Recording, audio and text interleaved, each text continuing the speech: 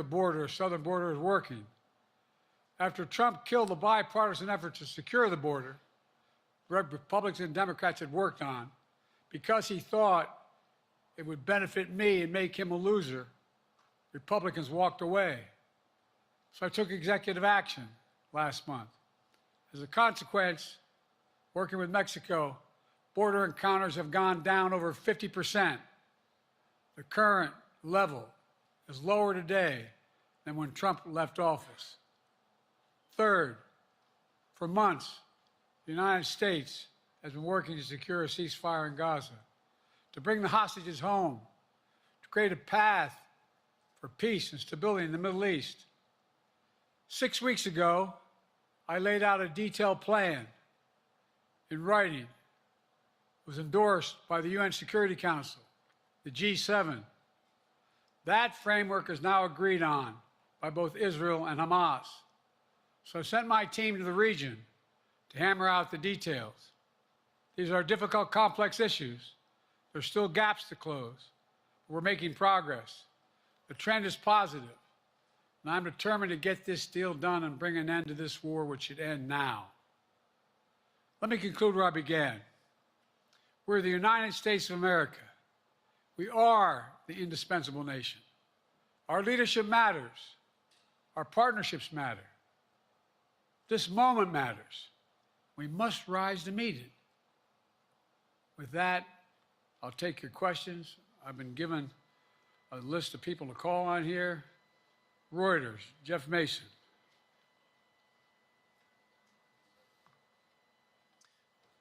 Mr. President, your political future has hung over the NATO summit a little bit this week. Speaker Pelosi made a point of suggesting that your decision on whether to stay in the race was still open. George Clooney and a handful of lawmakers have called on you to step aside. Reuters is reporting tonight that UAW leadership is concerned about your ability to win. UAW just endorsed me, but go ahead. Thank you. My question for you is, how are you incorporating these developments into your decision to stay? And separately, what concerns do you have about Vice President Harris's ability to beat Donald Trump if she were at the top of the ticket? Look, I wouldn't have picked Vice President Trump to vice president, but I think she was not qualified to be president. So let's start there. Number one. The fact is that the consideration is that I think I'm the most qualified person to run for president. I beat him once, and I will beat him again. Secondly, the idea, I served in the Senate a long time. The idea that senators and congressmen running for office worry about the ticket is not unusual. And I might add, there are at least 5 presidents running or incumbent presidents who had lower numbers than I have now, later in the campaign. So there's a long way to go in this campaign. And so I'm just going to keep moving, and because, look, I got more work to do. We've got more work to finish. There's so much, we made so much progress. Think about it. Think about where we are economically relative to the rest of the world. Name me a world leader who wouldn't want to trade places with our economy. We've created over 800,000 manufacturing jobs, 1.5 million, so things are moving. We got more to go. Working class people still need help. Corporate greed is still at large. Their prices, the corporate profits have doubled since the pandemic. They're coming down, and so I'm optimistic about where things are going. Danny Kemp, AFP. Thanks. Thank you, Mr. President.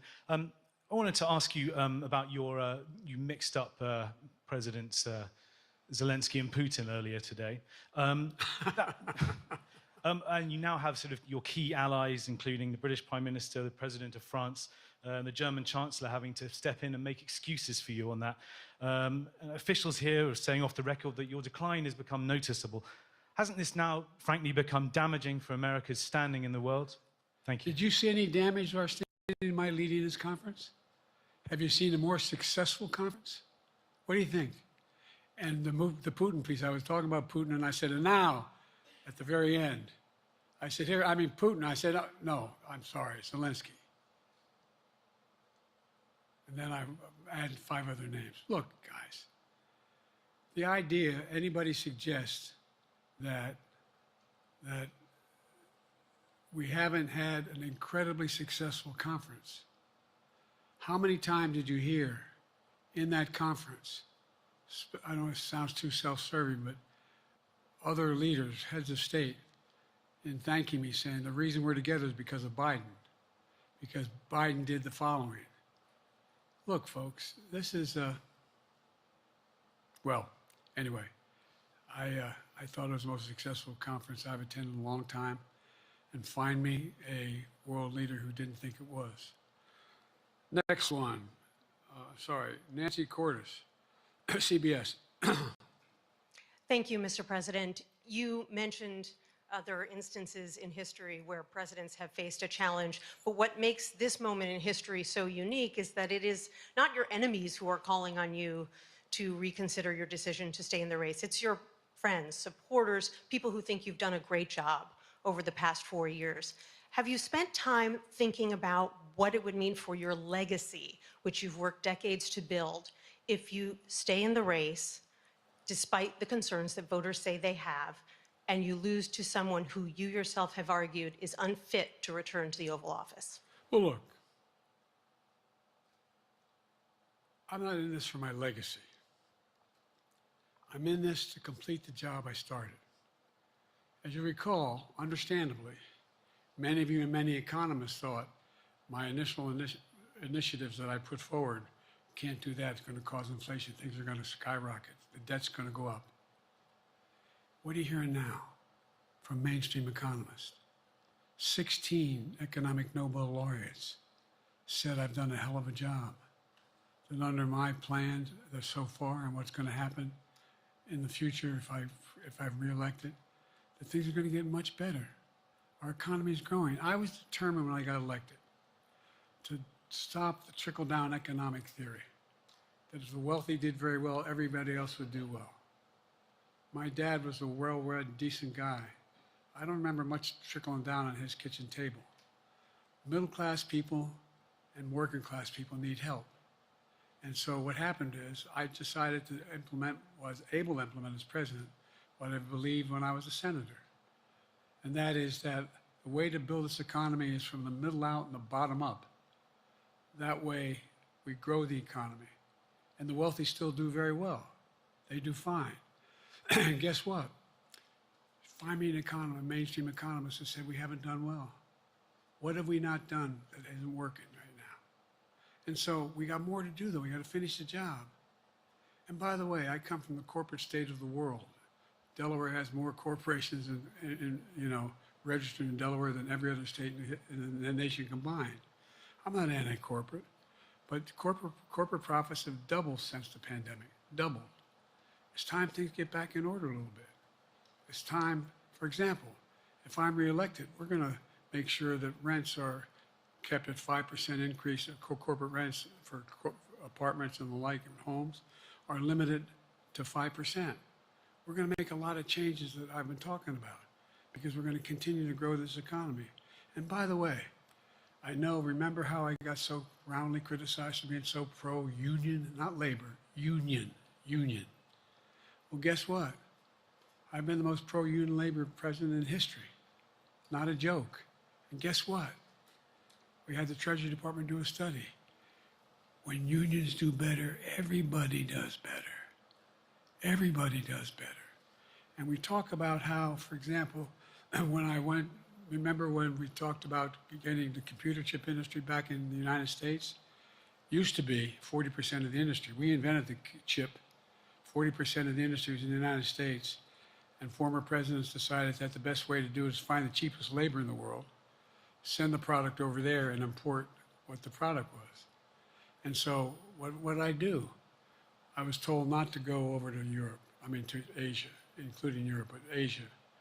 And I remember going to South Korea, convincing them to invest $20 billion in the United States to build computer chip factories. And I asked why when they finally decided to do it. And the answer was because you have the safest economy in the world and you have the best workers in the world. So the whole idea here is we've invested, there's over $50 billion in investment in computer chip manufacturing just coming into being. None of you thought that would happen. None of you thought that would happen. But it's happening. It's happening. And it's going to grow economies. All through, and by the way, red states and blue states. Matter of fact, there's as much in red states as in blue states. I've made no distinction. So my generic point is that the idea that we can't continue to build and grow the economy, make it fair.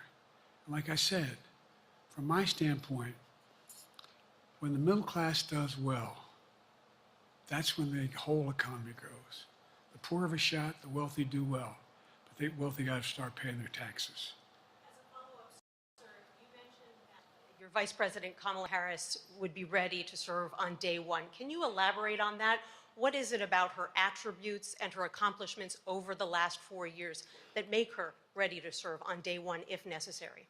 First of all, the way she's handled the issue of freedom of women's bodies to have control over their bodies. Secondly, her ability to handle almost any issue on the board. This was a hell of a prosecutor. She was a first-rate person, and in the Senate she was really good. I wouldn't have picked her unless I thought she was qualified to be president. From the very beginning, I made no bones about that. She is qualified to be president. That's why I picked her. Felicia Schwartz, Financial Times. Thank you, Mr. President. Presidency is the most straining job in the world, and it's 24/7. How can you say you'll be up for that next year, in 2 years, in 4 years, given the limits you've acknowledged that you have today? The limits I've acknowledged I have? There's been reporting that you've acknowledged that you need to go to bed earlier and your evening around 8. That's not true. Look, what I said was, instead of my every day starting at 7 and going to bed at midnight, it'd be smarter for me to pace myself a little more. And I said, for example, the 8, 7, 6 stuff, instead of starting a fundraiser at 9 o'clock, start at 8 o'clock. People get to go home by 10 o'clock. That's what I'm talking about. I'm not talking about, and if you look at my schedule since I made that stupid mistake in the campaign, in the debate, I mean, my schedule has been full bore. I've done, where's Trump been? Riding around in his golf cart, filling out his scorecard before he hits the ball? I mean, look, he's done virtually nothing. And I have, I don't know how many, don't hold me to it, roughly 20 major events. Some of them with thousands of people showing up. And so I just think it's better. I always have an inclination, whether I was playing sports or doing politics, just to keep going, not stop. I just got to just pace myself a little more. Pace myself. And the next debate, I'm not going to be traveling into 15 time zones a week before. Anyway, that's what it was about. That's what it was about. And by the way, even with that, I love my staff, but they add things all the time. At the very end, I'm catching hell from my wife for that. Anyway, I'm sorry. Zeke Miller, Associated Press. Thank you, Mr. President. 2 questions for you. First, on the NATO summit, President Zelensky, in your meeting with him, he pressed you to lift your limitations on the Ukrainian use of American weapons, saying that, in his public remarks afterwards, saying that Ukraine cannot win the war unless those limitations are lifted. Are you reconsidering your position on that? And then secondly, following up on Felicia's question there, leaders of your own party have said that they're not worried about that debate. They're worried about the next bad night and the bad night after that. How can you reassure the American people that you are up to the task and that there won't be more bad nights at a debate stage or somewhere else? First thing about Zelensky asking for the ability to strike deep into Russia. We've allowed Zelensky to use American weapons in the near term, in the near or abroad, into Russia. Whether or not he should be attacked. For example, should Zelensky, he's not. If he had the capacity to strike Moscow, strike the Kremlin, would that make sense? It wouldn't. The question is, what's the best use of the weaponry he has, the weaponry we're getting to him? I've gotten him more long-range capacity, as well as defensive capacity. And so our military is where I'm following the advice of my commander-in-chief, the chief of staff of the military, as well as the Secretary of Defense and our intelligence people. And we're making a day-to-day basis on what they should and shouldn't go, how far they should go in. That's a logical thing to do. Second question related to Bad nights, sir. How can you reassure the American people that you won't have more bad nights, whether they be on a debate stage or on some matter of foreign policy? Well, I tell you what, the best way to assure them is the way I assure myself. And that is, am I getting the job done? Am I getting the job done? Can you name me somebody who's got more major piece of legislation passed in 3.5 years? Created 2,000 jobs just last week. So if I slow down, I can't get the job done. That's a sign that I shouldn't be doing it. But there's no indication of that yet. None. Who I got here?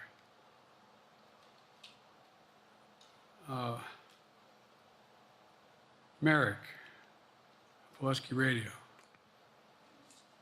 Thank you, Mr. President. How are you? I'm well. The elections in the US have consequences around the world. You have pretty high standing in Europe. I just asked President Macron about you, and he said we are happy to have him as the President of the United States. But there is a concern. Many people in Poland and across Europe are worried that the former president may win the election. And there's a lot of concern that Donald Trump may weaken NATO, stop supporting Ukraine, or push Ukraine to give up territories to Russia. They're correct. And yourself was warning just 2 minutes ago about it. So my question is, do you think that Europe will be left on its own if Donald Trump wins the election? And what's your advice to European leaders to prepare for possible US disengagement? Well, look, I think, how can I say this without sounding too self-serving? I'm not had any of my European allies come up to me and say, Joe, don't run. What I hear them say is, you've got to win. You can't let this guy come forward. He'd be a disaster. He'd be a disaster. I mean, I think he said in one of his rallies, don't hold me to this recently, where NATO, I just learned about NATO or something to that effect. Foreign policy has never been his strong point. And he seems to have an affinity to people who are authoritarian. That worries, as I tell you from Poland, that worries Europe. That worries Poland. And nobody, including the people of Poland, think that if he wins in Ukraine, he's going to stop in Ukraine, that that's going to be the end of it. And so what I can say is, I think I'm the best qualified person to do the job, to make sure that Ukraine does not fall, that Ukraine succeeds, that the European alliance stays strong.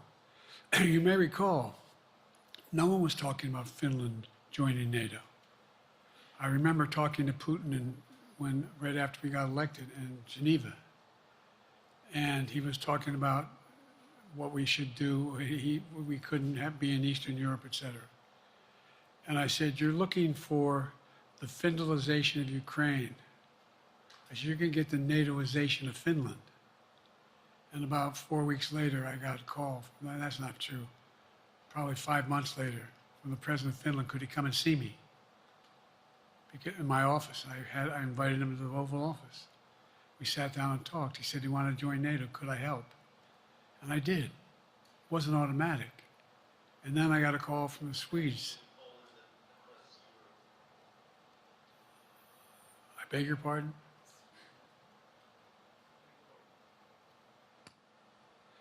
And so Finland joined NATO. 800-mile border is a significant, and they were already allies, but they weren't part of NATO. And you heard, I think you heard, maybe, I can't recall whether he said it publicly in our closed meeting, but he wouldn't mind it being repeated. He said, we decided in Finland, the people of Finland decided they had to be part of NATO. It was in our interest because of the joint ability to be together, to dissuade any attack on Finland. And the same thing with Sweden. It took a lot of selling to some folks, particularly in Turkey and other places, to agree to the expansion. But it expanded. And we're a hell of a lot stronger because of it. We're more secure because of it. And by the way, I was able to get 50 other nations, 50, to support Ukraine. 50. And we're able to bring about a coalition of Europe and Asia, Japan and South Korea. I just met we talked about AUKUS, and we talked about the relationship between Australia, New Zealand, Japan, South Korea, the United States. We're making the world safer and stronger because we have to deal with the new arrangement that exists in the world. The Cold War is over. The post-war era is over. What is going to replace it? And I respectfully suggest I have a pretty good idea what that should be. I've convinced a lot of people to follow it. And we're just going to get stronger. David Sanger. Where's it? Thank you, Mr. President. Be nice, David. Mr. President, the NATO declaration that was issued yesterday was very notable because it described China as a decisive enabler of the war in Ukraine for its provision of critical goods to the Russians. That's part of a broader partnership that seems to have cemented in place in the past 2 or 3 years. I think one that you were a little bit doubtful of when we asked you about it some time ago. So I'd be interested to know whether you have a strategy now of trying to interrupt the partnership between China and Russia, and whether or not in a second term you would pursue that, if you could describe that strategy to us. And along the way, could you also tell us whether you think, just to follow up on Felicia's question, that if you were in a room with Vladimir Putin again, the way you were 3 years ago, or with President Xi, that a few years from now you will be able to go negotiate with them, handle them one-on-one? Well, the first part of the question is, we discussed and I raised in the NATO summit, and others raised, the future of China's involvement, what they're going to do, what they're doing with Russia in terms of accommodating, facilitating them. They're getting access to additional, they're not supplying weapons themselves, they're supplying mechanisms for them to be able to get weapons. And China's position is basically, and I've spent more time with Xi Jinping than any world leader has, over 90 hours since being vice president all the way through, for real. And by the way, I handed all my notes. But my point is that Xi believes that China is a large enough market that they can entice any country, including European countries, to invest there in return for commitments from Europe to do A, B, C, or D, or not to do certain things. What's happened is we had a long discussion about what we have to make clear. China has to understand that if they are supplying Russia with information and capacity, along with working with North Korea and others to help Russia in armament, that they're not going to benefit economically as a consequence of that by getting the kind of investment they're looking for. And so, for example, we're in a situation where, and we've reestablished direct contact with China after that, remember the balloon, quote unquote, going down, and all of a sudden things came to an end? Well, we set up a new mechanism. There's a direct line between Xi and me, and our military has direct access to one another, and they contact one another when we have problems. The issue is that we have to make sure that Xi understands there's a price to pay for undercutting both the Pacific Basin as well as Europe, and as it relates to Russia and dealing with Ukraine. And so for example, if you want to invest in China, as you know this area really well. If you want to invest in China, you have to have a 51% Chinese owner. You have to make sure that you do by their rules. And you don't have the authority, and you have to provide all access to all the data and information you have. There was a while there, as you recall, the last administration and other administrations, where the access to that market was enticing enough to get companies to come in because they had access to over 1 billion people in a market, not 1 billion, but a lot of people in the market. And so they were doing it. But that got curtailed when we started saying we're going to play by the same rules. For example, the idea they don't abide by the international rules related to subsidizing products by the government funding. So guess what? They're not going to be able to export their electric vehicles to the United States without a significant tariff. Others are doing the same thing around the world. But it is a concern. It is a concern that you have both China, North Korea, Russia, Iran, countries that are not necessarily coordinated in the past, looking to figure out how they can have impact. Interrupt that impact? Yes, I do, but I'm not prepared to talk about the detail of it in public. And I think you'll see that some of our European friends are going to be curtailing their investment in Russia. In China, as long as China continues to have this indirect help to Russia in terms of being able to help their economy as well as help them in, as a consequence of that, their ability to fight in Ukraine. The other thing that we talked a lot about is that, and I raised it, and I didn't hear any. I can't swear that everyone agreed because not everyone got to talk about it. But we need a new industrial policy in the West. For example, we talked about how both the EU as well as NATO has to be able to begin to build their own munition capacity, has to be able to generate their own capacity to provide for weapons and the ability to, it came as a surprise to some of us how we had fallen behind in the West in terms of the ability to construct new material, new weaponry, new everything from vehicles to weapon systems. And so one of the things that came out of this was we're going to be meeting again with a number of my colleagues, my European colleagues, is what do we do to increase the capacity of the West, particularly in Europe and Japan, to be able to generate the kind of ability to produce their own weapon systems. Not just for themselves, but to be able to generate that. It's the same, it's what Russia's trying to figure out. That they went to China and they didn't get the weapons, but then they went to North Korea. But we're going to be in a position where the West is going to become the industrial base for it to be able to, the ability to have all the defensive weapons that we need. That was a discussion as well. ready to go deal with Putin and Xi 2 or 3 years from now? I'm ready to deal with them now and 3 years from now.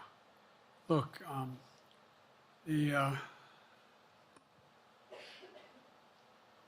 like I said, I'm dealing with Xi right now and direct contact with him. I have no good reason to talk to Putin right now. There's not much that he is prepared to do in terms of accommodating any change in his behavior. And, but there isn't any world leader I'm not prepared to deal with. But I understand the generic point is Putin ready to talk? I'm not ready to talk to Putin unless Putin's ready to change his behavior. And the idea, look, Putin's got a problem. First of all, in this war that he is supposedly have won, and by the way, I think, don't hold me to the exact number, but I think that Russia had 17.3% of Ukraine that they've conquered. Now it's 17.4. I mean, in terms of percentage of territory. They've not been very successful. They've caused horrible damage, loss of life, but they've also lost over 350,000 troops, military, killed or wounded. They have over 1 million people, particularly young people with technical capability, leaving Russia because they see no future there. They've got a problem. But what they do have control of is they are very good at controlling and running the public outcry that relates to how they use mechanisms to communicate with people. They lie like hell through the constituencies. They lie like hell about what's going on. And so the idea that we're going to be able to fundamentally change Russia in the near term is not likely. But one thing for certain, if we allow Russia to succeed in Ukraine, they're not stopping in Ukraine. I recommend, I know you know this because you've written about it, read Putin's speech after they moved in, what it was all about in Kyiv. It wasn't about just, anyway, read what his objective is. And anyway, but so I think that I'm prepared to talk to any leader who wants to talk, including if Putin called me and wanted to talk. Last time I talked to Putin was trying to get him to work on an arms control agreement related to nuclear weapons in space. That didn't go very far. So my point is, I'm prepared to talk to anybody, but I don't see any inclination. There is an inclination on the part of the Chinese to keep in contact with me because they're not sure where this all goes. And look what's happened in Asia. We have strengthened the Asian Pacific area more than anybody else has. We just put together with, today I brought on, I asked our NATO allies that we bring on the group from the South Pacific, Australia, New Zealand, Japan, Australia. I already mentioned Australia. And I met twice now, I think, with the 14 leaders of the Pacific Island nations. And we've slowed down what's going on there. We've slowed down China's reach. But there's a lot of work to do. This is a moving target, and I don't take it lightly. Assam from NPR. Thank you, Mr. President. Asma Khalid with NPR. I have two questions. Earlier, you spoke about the ceasefire plan between Israel and Hamas. We're now looking at 10 months of war, and I'm curious if there's anything that you feel personally you wish you would have done differently over the course of the war. And secondly, if I may ask you about your presidential campaign. I remember covering your campaign in 2020, and there was a moment where you referred to yourself as a, quote, bridge candidacy, a transition to a younger generation of leaders. I want to understand what changed. Two things. Let's go back to when you talked about would I have changed anything that's happening with Israel and the Palestinians and the Palestinian movement. The answer is, as you recall, from the very beginning, I went to Israel, but I also got immediate contact with al-Sisi in Egypt. I met with the King of Jordan. I met with most of the Arab leaders to try to get a consensus going as to what had to be done to deal with getting more aid and food and medicine into the Gaza Strip. And we pushed it really hard. And Israel occasionally was less than cooperative, number one. The Israeli War Cabinet, I've been dealing with Israel since Golda Meir. Some of the reporters around here cover me all the time have heard me say this. The first time I met with Golda Meir, I sat across from her at her desk, and her assistant was Rabin sitting next to me. That's how far back I go. I know Israel well, and I support Israel. But this war cabinet is one of the most conservative war cabinets in the history of Israel. And there's no ultimate answer other than a two-state solution here. And so what was able to be done in terms of the plan I put together was it would be a process for a two-state solution. And we get the Arab nations to, particularly from Egypt all the way to Saudi Arabia, to be in a position where they would cooperate in the transition so that they could keep the peace in Gaza without Israeli forces staying in Gaza.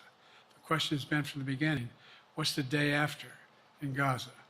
And the day after in Gaza has to be, the end of the day after has to be no occupation by Israel in the Gaza Strip, as well as the ability for us to access, get in and out as rapidly as you can, all that's needed there. I've been disappointed that some of the things that I put forward have not succeeded as well, like the port we attached from Cyprus. I was hopeful that would be more successful. But that's why when I went to Israel immediately after the massacres that occurred at the hands of Hamas, the one thing I said to the Israelis, and I met with the War Cabinet and with Bibi, don't make the same mistake America made after bin Laden. There's no need to occupy anywhere. Go after the people who did the job. You may recall, I still get criticized for it, but I was totally opposed to the occupation and trying to unite Afghanistan. Once we got bin Laden, we should have moved on, because it was not no one's ever going to unite that country. I've been over every inch of that, not every inch, the entirety from the poppy fields all the way to the north. I said, don't make the same mistake we made. Don't think that's what you should be doing, is doubling down. We'll help you find the bad guys, Sinwar and company.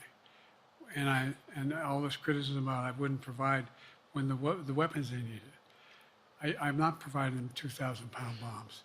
They cannot be used in Gaza or any populated area without causing great human tragedy and damage. But remember what happened when you had the attack on Israel with rockets and ballistic missiles. I was able to unite the Arab nations as well as Europe, and nothing happened.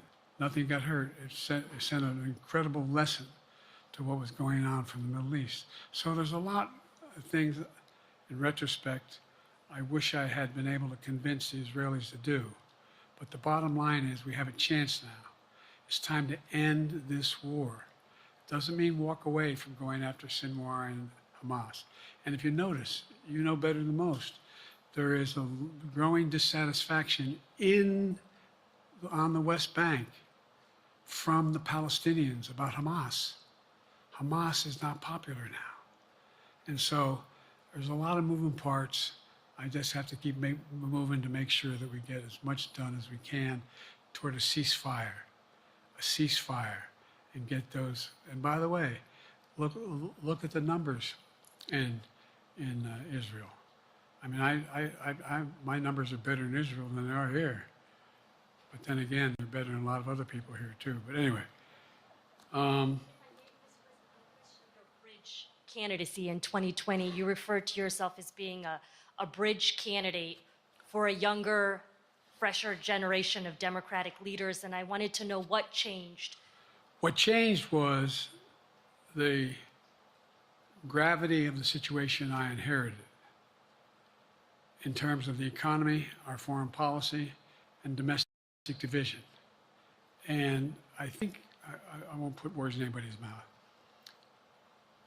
Most presidential historians give me credit for having accomplished more than most any president since Johnson and maybe before that to get major pieces of legislation passed. And what I realized was my long time in the Senate had equipped me to have the wisdom to know how to deal with the Congress to get things done. We got more major legislation passed that no one thought would happen. And I want to finish it, to get that finished. If tomorrow, if we had a circumstance where there was a lineup and I hadn't inherited what I did and we just moved things along, anyway, it's going to change. Last question. Haley Bull, Scripps. Or no, Josh Weingrove, I'm sorry, was the next one. I'll do 2 more questions. Thank you, Mr. President. Many of your colleagues, Democrats on the Hill, are watching tonight as they assess what they want to say about your candidacy.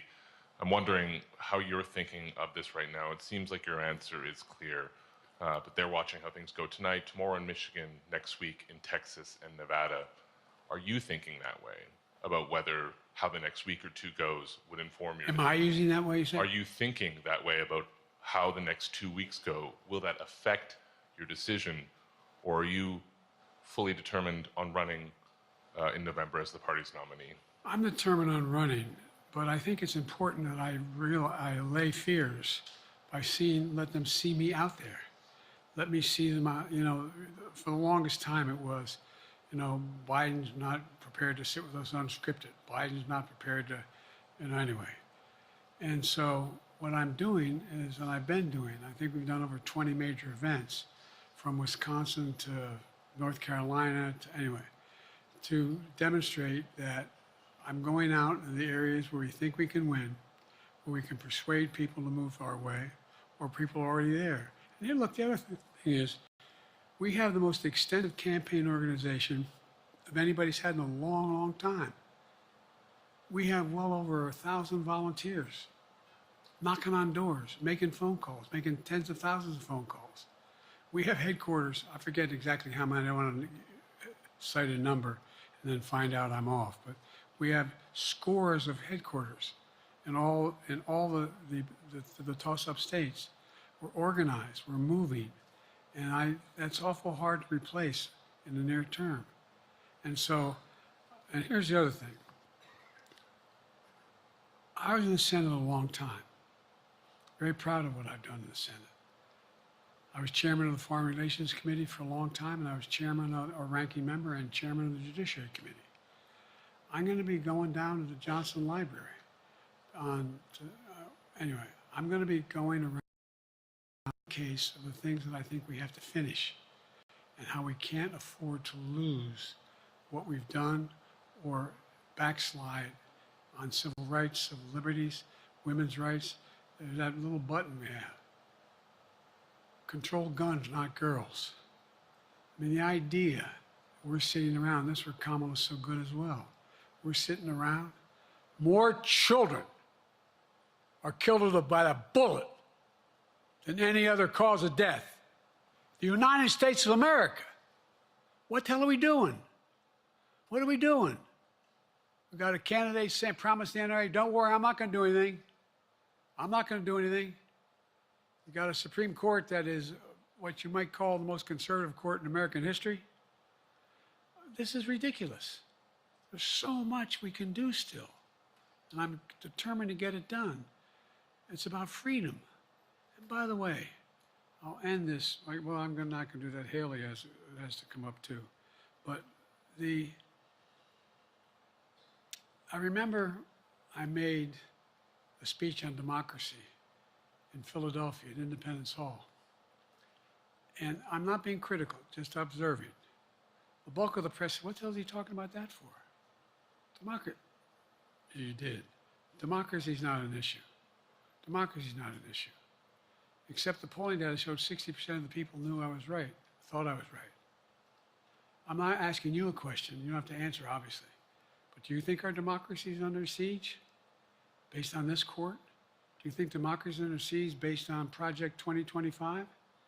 Do you think he means what he says when he says he's going to do away with the civil service, eliminate the Department of Education, make sure, I mean, we've never been here before.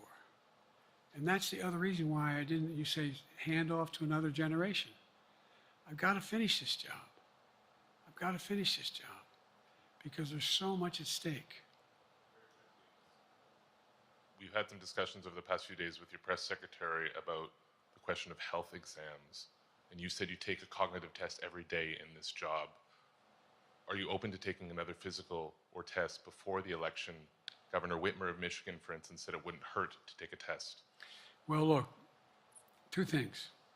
One, I've taken 3 significant and intense neurological exams by a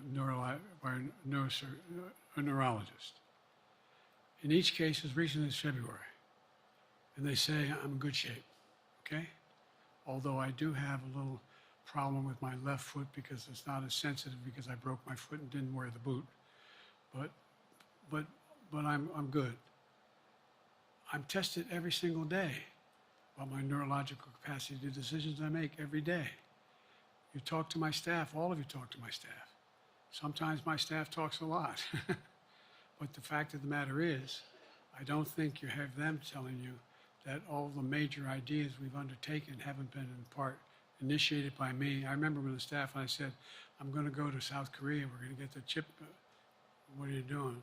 I'm going to get Japan and Korea back together again after essentially having hostilities toward one another since the end of World War II. I'm going to move and see that we can expand it. You know, the only thing age does is help you with it, creates a little bit of wisdom if you pay attention.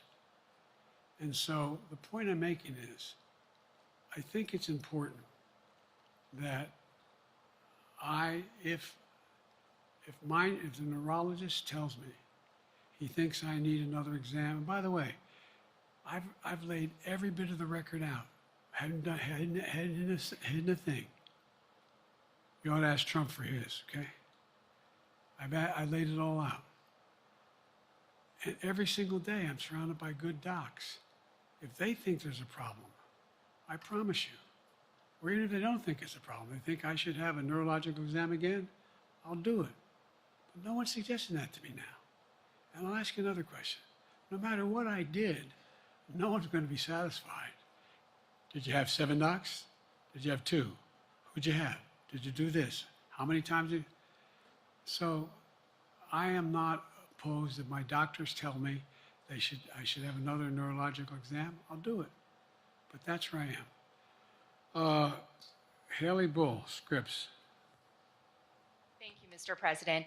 You said you're making decisions on a day-to-day basis when it comes to support for Ukraine. Does that mean you have not closed the door on further considering lifting restrictions for U.S.-made weapons inside Russia? And if I may, your convention is coming up where your delegates are pledged to make you the official nominee. If they have second thoughts, are they free to vote their conscience? Obviously, they're free to do whatever they want, but I get overwhelming support. Overwhelming support. I won, I forget how many votes I won in the primary. Overwhelming. And so tomorrow, if all of a sudden I show up at the convention, everybody says, we want somebody else, that's the democratic process. It's not going to happen. Even if that means they vote for someone else? Sure. Look, I'll end this with this. I served in the Senate a long time. I understand the impetus of candidates running for local office and whether they think the topic can help them or not.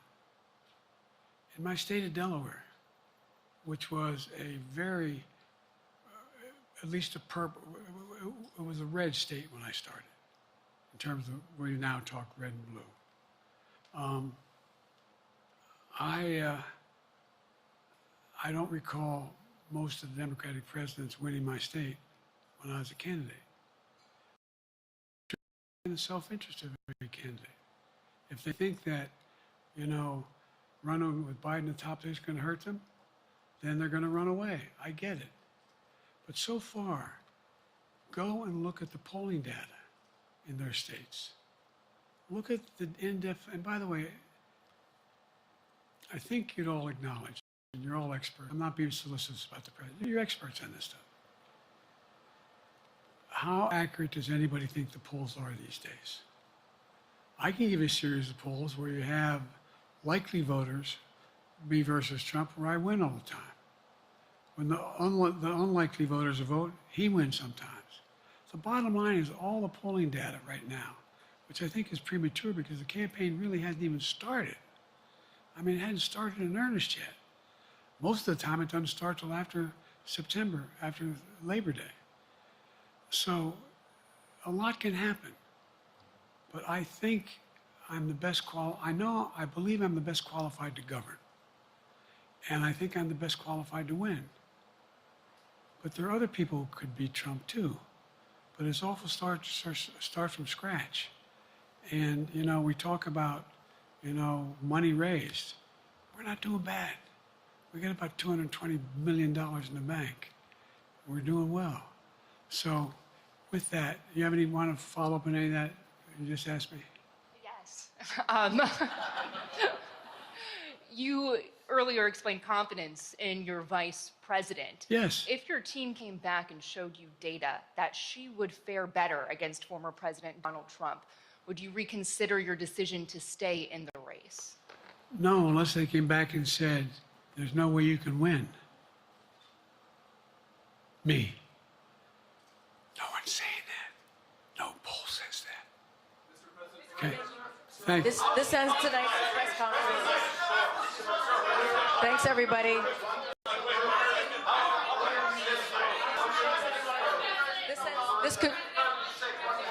This concludes. Respectfully, earlier you misspoke in your opening answer. You referred to Vice President Harris as Vice President Trump. Right now, Donald Trump is using that to mock your age and your memory. How do you combat that criticism from tonight? Listen to him. This concludes tonight's press conference. Thank you, everybody.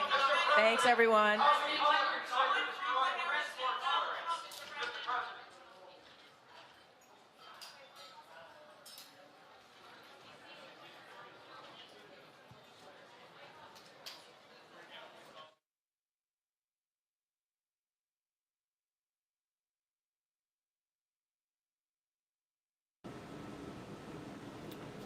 Okay, guys. Thanks everyone for stopping in and watching this, weighing in on it.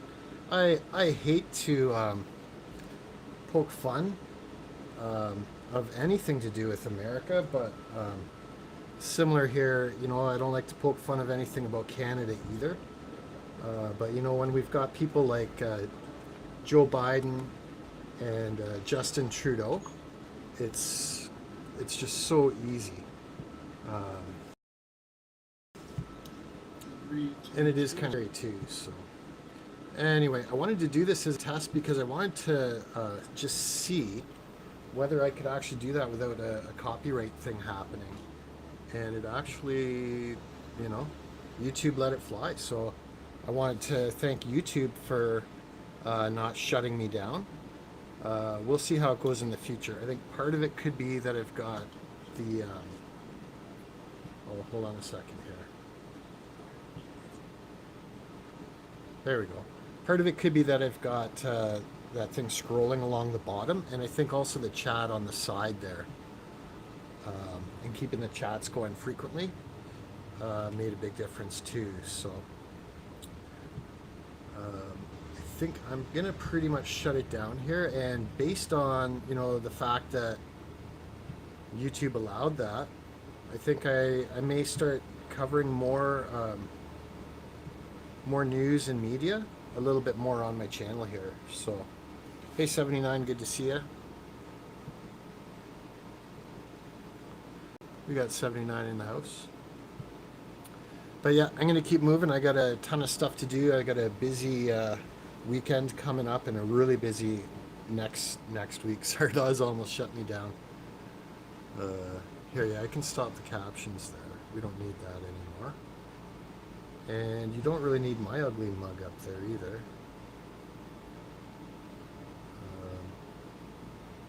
There, that's a little better. There we go. Okay, so thanks again, everybody, for stopping by, and we'll see you soon. Have a great evening, and hey, we're almost at the weekend.